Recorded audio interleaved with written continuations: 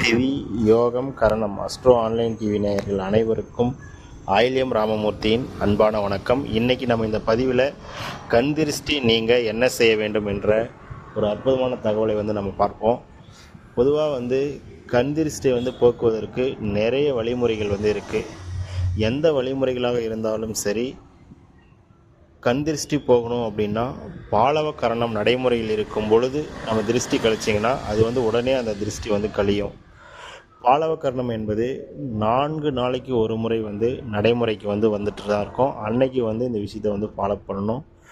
அதே போல் இப்போ உதாரணமாக சொல்லணும் அப்படின்னா, கல்லுப்பு கொஞ்சம், மிளகாய், எலுமிச்சம்பழம் இதனை கொண்டு திருஷ்டி சுற்றும் பொழுது, பாலவக்கரம் நடைமுறையில் செய்யும் பொழுது இது உடனே நீங்கும் என்று சொல்லி இந்த பதிவை நிறைவு செய்கிறேன். நன்றி, வணக்கம்.